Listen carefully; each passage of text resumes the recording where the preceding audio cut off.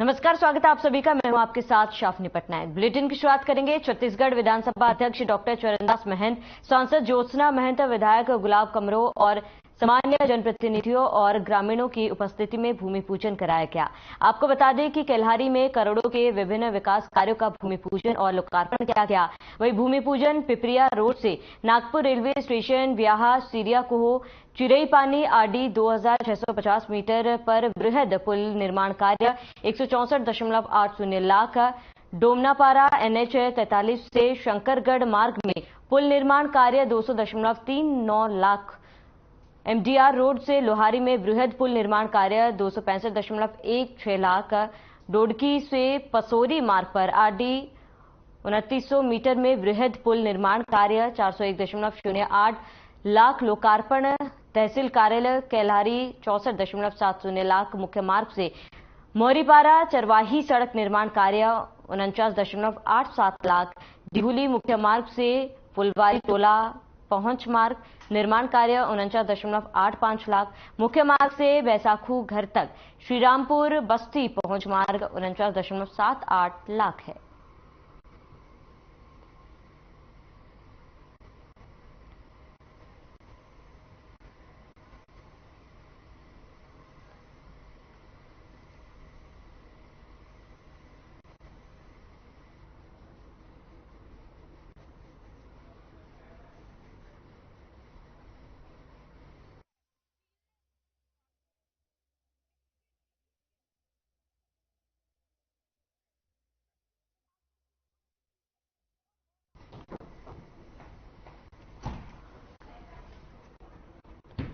तो प्रदेश में high school और हायर सेकेंडरी स्कूल परीक्षा के परिणाम घोषित हो गए हैं।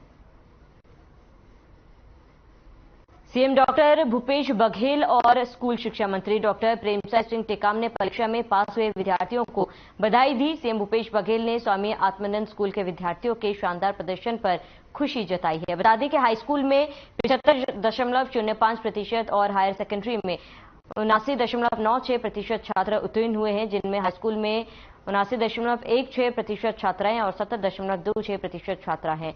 तो वहीं हायर सेकेंडरी में 83.84% छात्राएं और 75.36% छात्र शामिल है।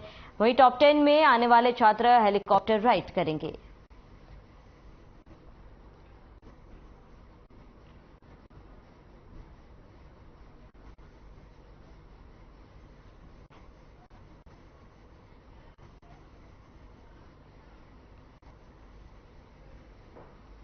तो हाई स्कूल हायर सेकेंडरी छात्रों का रिजल्ट घोषित हो चुका है। सीएम भूपेश बघेल ने छात्रों को बधाई दी है। बता दें कि टॉप 10 छात्र हेलीकॉप्टर राइड करेंगे और हाई स्कूल हायर सेकेंडरी के नतीजे सामने आए हैं।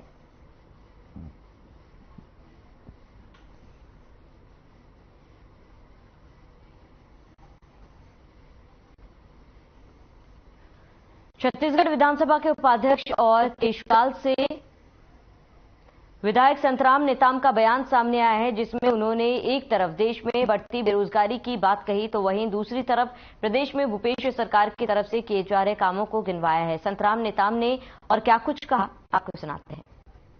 इस प्रकार से भारतीय जनता पार्टी के कथनी और करनी में जो दिखता है वो एक प्रमाण हो गया कि माननीय वरिष्ठ आदिवासी नेता, भारतीय जनता पार्टी के नेता माननीय नंद कुमार साय जी का कांग्रेस में प्रवेश करना इस बात को साबित करता है कि भारतीय जनता पार्टी में आदिवासियों को सम्मान नहीं हो रहा है। मैं तो ये कहना चाहता हूं, आरोप लगाना चाहता हूं कि भारतीय जनता पार्टी के ऐसे वरिष्ठ हमारे भाई और बहन जिनको आदिवासी विश्व दिवस के दिन प्रदेश अध्यक्ष से हटाना इस बात को प्रमाणित करता है कि आदिवासियों के प्रति उनका प्रेम नहीं रह गया।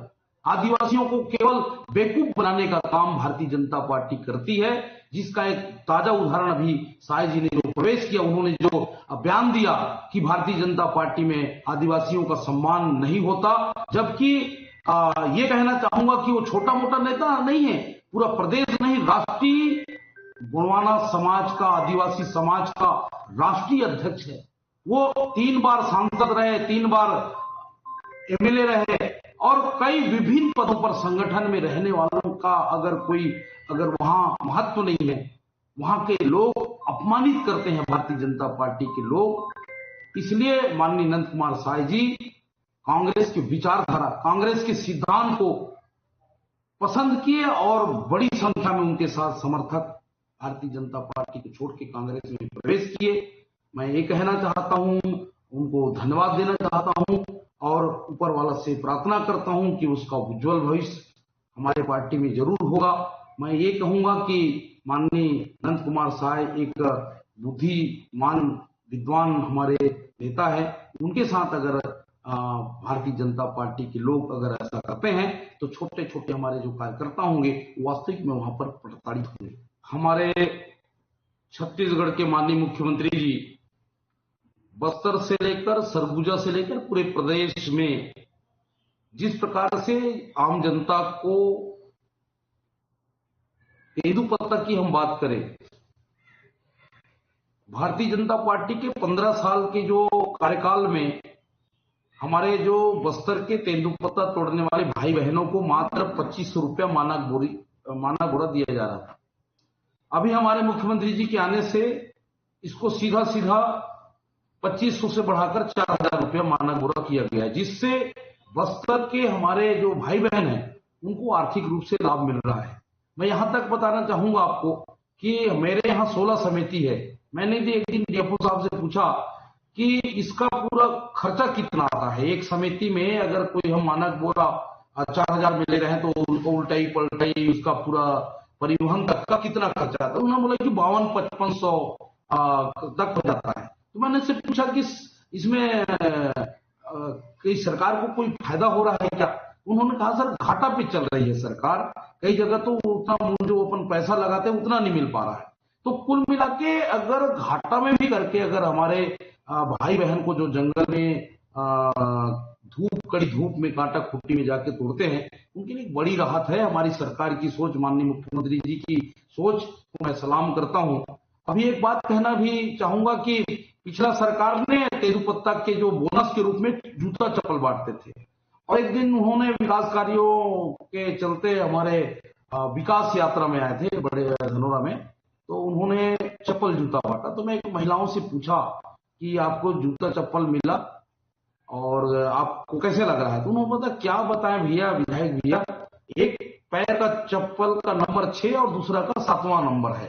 तो इस प्रकार से डिफरेंस वाला जो चप्पल जूता देना मतलब कमीशन की ओर इशारा करता है। इस प्रकार से जिसे माननीय मुख्यमंत्री जी की सोच हमारे आम जनता के लिए, हमारे बेरोजगारों के लिए जो भी बेरोजगारी भत्ता दिया जा रहा है, एक बेरोजगार को महीने में 25 रुपए देंगे।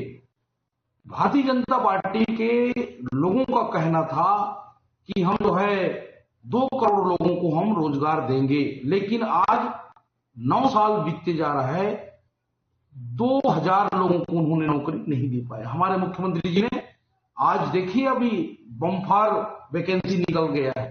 आरक्षण के चलते कुछ दिन ठहर गया था, लेकिन आप देखो 12,889 पोस्ट हमारे शिक्षक का निकल गया। इस प्रकार से स्वास्थ्य शिक्षा में एक बम्फर भर्ती हो रहा है।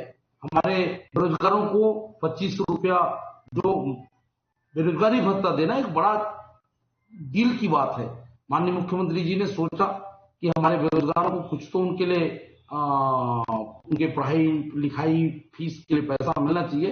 तो जिस प्रकार से माननीय भूपेश बघेल जी ने बेरोजगारों के लिए जो सोचा और उसके लिए आज देख लीजिए अब घोषणा हुआ है और तत्काल उनको फार्म भी भरवाया गया और अब उनके लिए एक बड़ी राहत की बात हो गई है।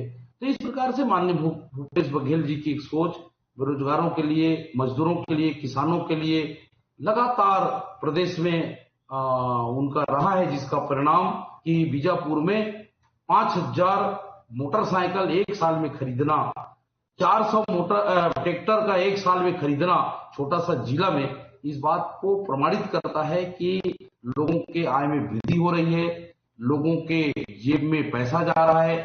ये हमारी सरकार का कामकाज का एक तरीका है। माननीय भूपेश बघेल जी जिस प्रकार से हमारे प्रदेश छत्तीसगढ़ को उठा रहे हैं, मतलब मैं समझता हूं ऐसा संवेदनशील हमारे मुख्यमंत्री जी जो गांव में आकर भेंट मुलाकात करते हैं, जमीन में बैठ के उनके साथ गरीब परिवार के यहाँ खाना खाते हैं दोना पत्तल में, यहाँ रात गुजारते हैं, यहाँ के सामाजिक संगठनों से बात करते हैं, यहाँ के समाज के लोगों को भवन के लिए पैसा देने की बात करते हैं, देते हैं।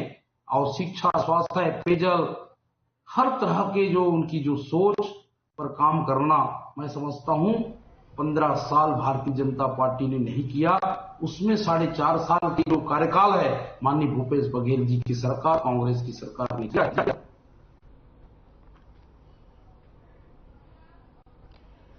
तो confession of all India traders की बिलासपुर इकाई ने सांसद अरुण साव को अपनी परेशानियां सुनाई। अवसर था एक संवाद। पहले सांसद अरुण साव ने अपनी बात रखी, फिर उनके सामने सवालों को रखा गया। प्रत्येक समस्या के उचित हल और समाधान का आश्वासन दिया और आश्वस्त किया कि सरकार बदलते ही हालात बदल जाएंगे।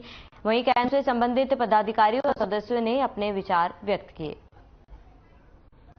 ये कार्यक्रम है व्यापारियों की समस्या के लिए, जो कि बिलासपुर के हर व्यापारियों की कुछ न कुछ समस्या बनी हुई है। अब वो समस्या को निपटाने के लिए कोई ना कोई को आगे आना पड़ेगा। इसके नाम से हमारी जो कैड है वो बिलासपुर की समस्या को लेकर आगे आई।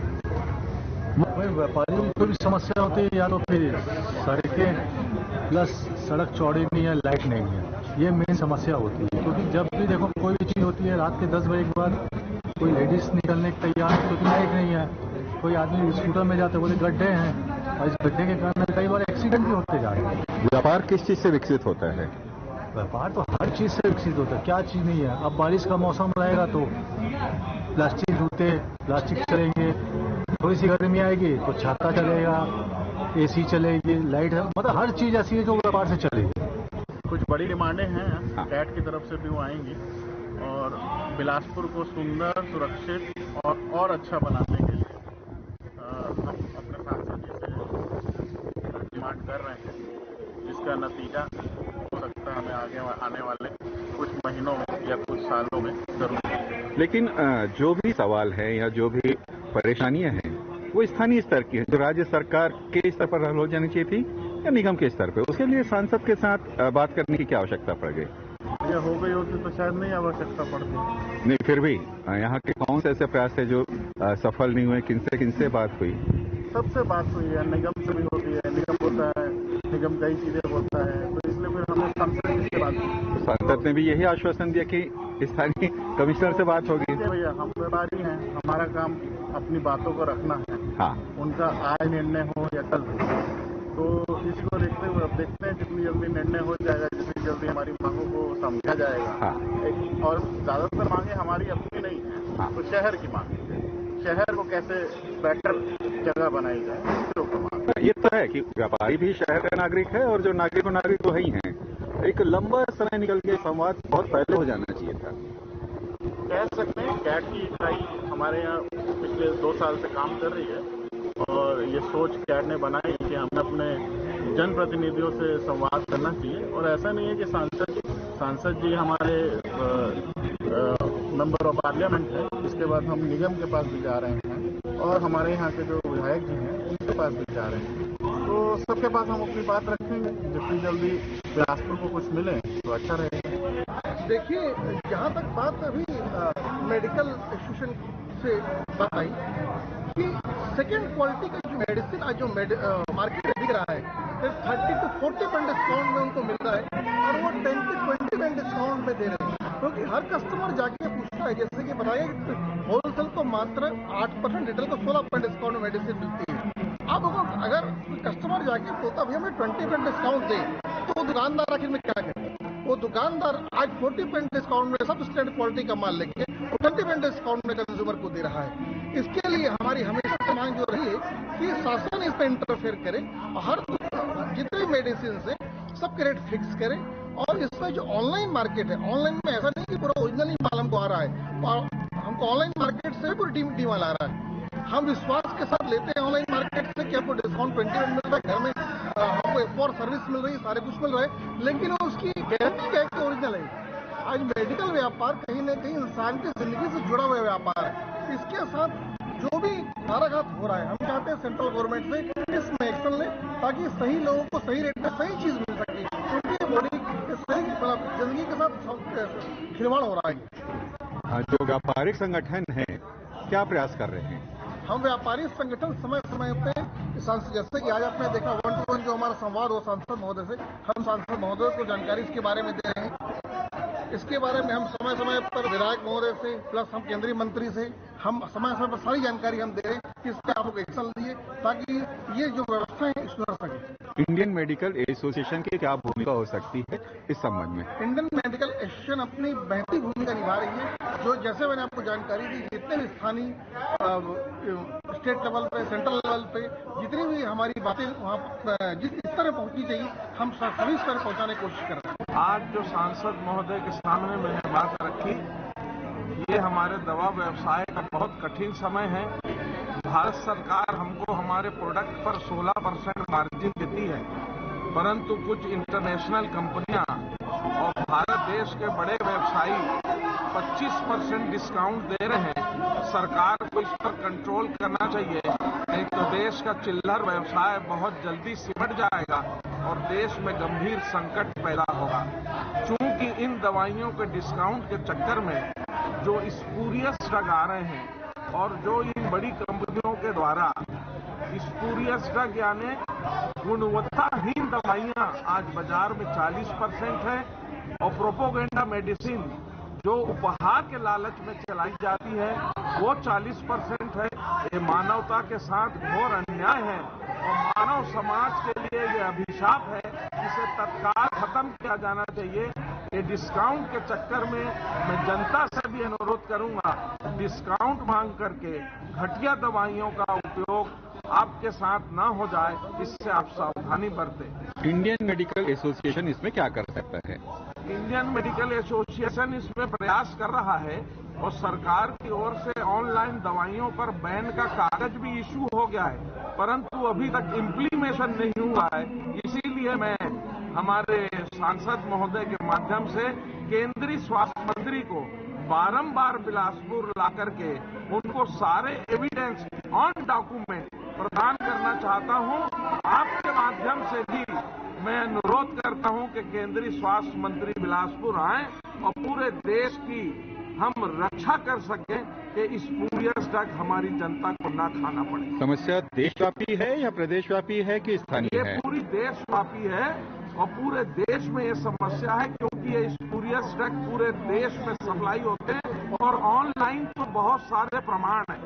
काम देर से हो जल्द होना चाहिए और हम सुबह का भूला अगर शाम को घर आ जाए तो उसे भूला नहीं कहते। नहीं, ऐसी बात नहीं है। सांसद से हमारा रेगुलर संपर्क रहता था और हम बहुत भाग्यशाली हैं कि उन्होंने इस कार्यक्रम के लिए 5 मिनट में स्वीकृति दी थी और मात्र 2 की संख्या में हम केवल इस कार्यक्रम को तय करने उनके पास गए थे।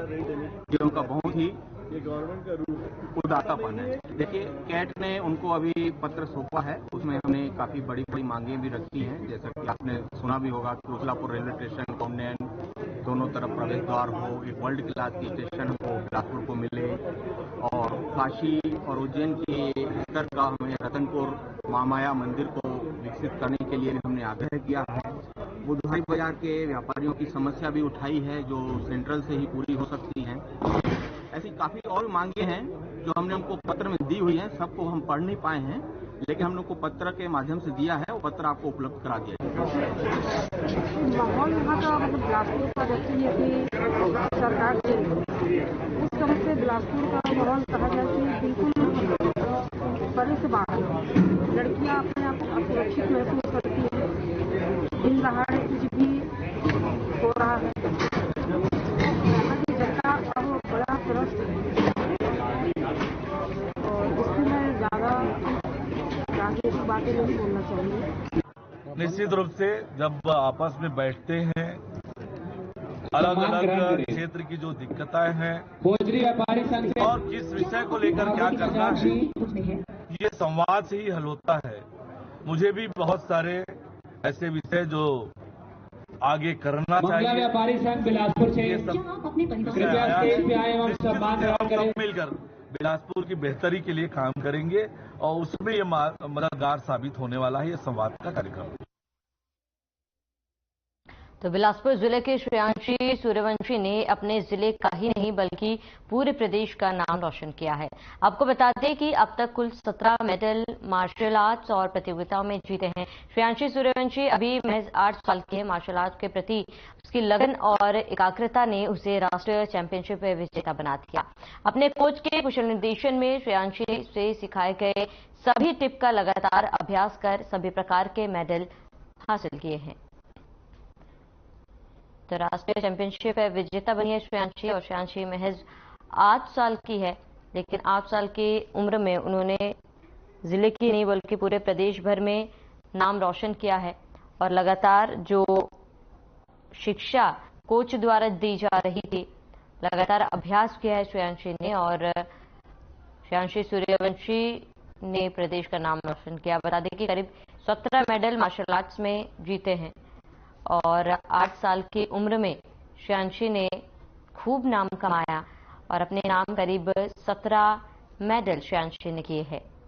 तो बिलासपुर के रहने वाली है श्रेयांशी और 17 मेडल जीतकर राष्ट्रीय चैंपियनशिप विजेता बनी है श्रेयांशी। और आपको बता दें कि श्रेयांशी ने महज 8 साल की उम्र में अपनी मेहनत एकाग्रता और लगन से ये खिताब जीता है।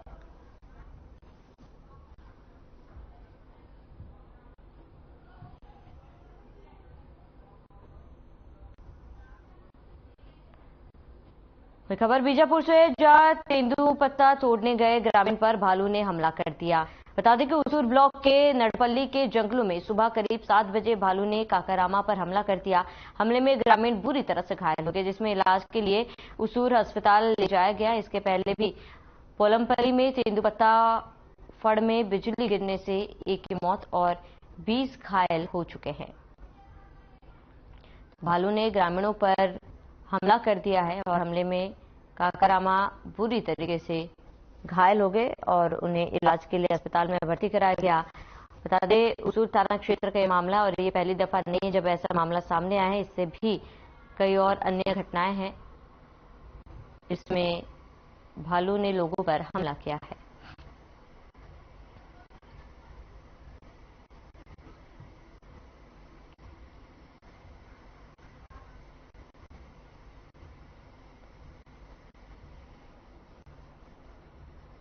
तो छत्तीसगढ़ विधानसभा अध्यक्ष डॉक्टर चरणदास महंत, सांसद ज्योत्सना महंत, विधायक गुलाब कमरो और सामान्य जनप्रतिनिधियों और ग्रामीणों की गरिमामय उपस्थिति में केल्हारी में करोड़ों के विभिन्न विकास कार्यों का भूमि पूजन और लोकार्पण किया गया। इस दौरान जिले के लोगों को पुल निर्माण, सड़क निर्माण, मुख्य मार्ग जैसी कई सौगात मिली है। विकास कार्यों का लोकार्पण किया गया और मौके पर विधानसभा अध्यक्ष भी मौजूद रहे। पुल निर्माण जैसे कई कार्यों का लोकार्पण और शिलान्यास किया गया।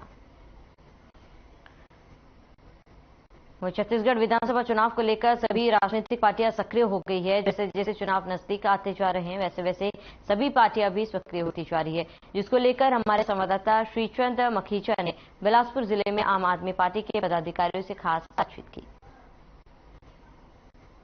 मैं सब जानती हूँ कि हमारी आम आदमी पार्टी अरविंद केजरीवाल जी को जो राशन बार पर लगाया जा रहा है बीजेपी के लोग जो हैं, तो युवा को पूरा पता है कि कौन क्या है, कौन ईमानदार है और कौन भ्रष्टाचार है। और आज छत्तीसगढ़ में हर युवा एक बदलाव के मोड़ में है, जो कि आने वाले वक्त में आपको दिख जाएगा।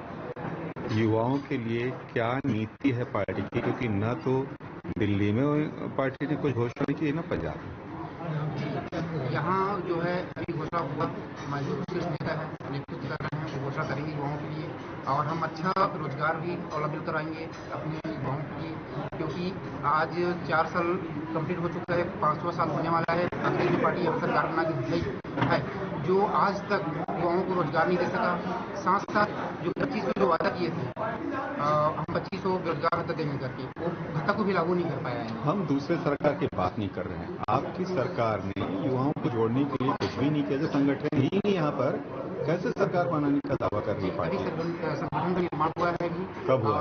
अभी 1-2 महीना पहले निर्माण चालू हुआ है कंप्लीट हमारा। अभी 1200 हमारा संगठन अभी पदाधिकारी हैं और आगे हम कंटिन्यू संगठन निर्माण के लिए हम दौड़ भी रहे हैं और युवाओं के साथ आने के लिए हम मेहनत कर रहे हैं। न तो आपके पास कार्यकर्ता हैं, न मुद्दे हैं, हवा में सरकार बना देंगे? हमारे पास अभी 6 लाख कार्यकर्ता हैं। अभी हम बनाए जो कार्यकर्ता जो अभी 20 साल के माध्यम से जोड़े हुए कार्यकर्ता बनाए हैं, तो 6 लाख हमारे पास कार्यकर्ता हैं। वो आगे जाकर हमारा 6 लाख जो है 6 करोड़ में बदल जाएगा। कैसे?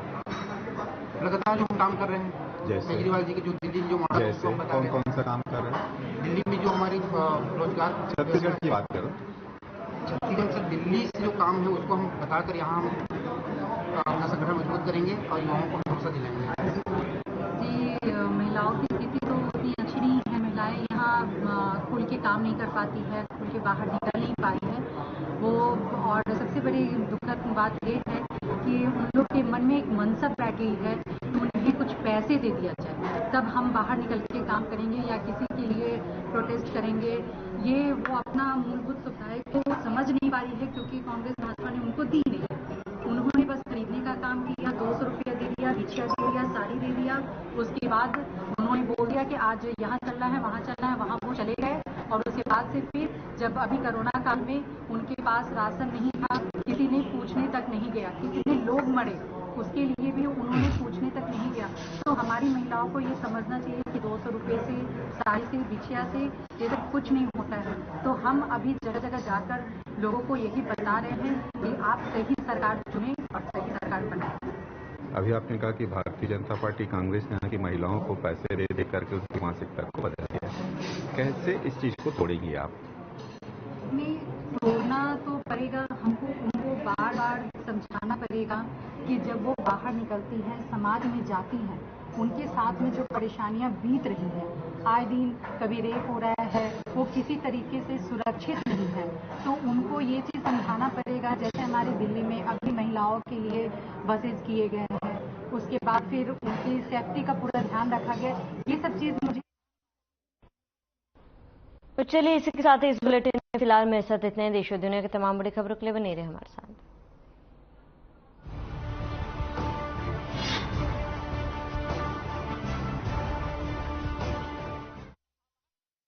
Hey, look, I can download a song really fast. I can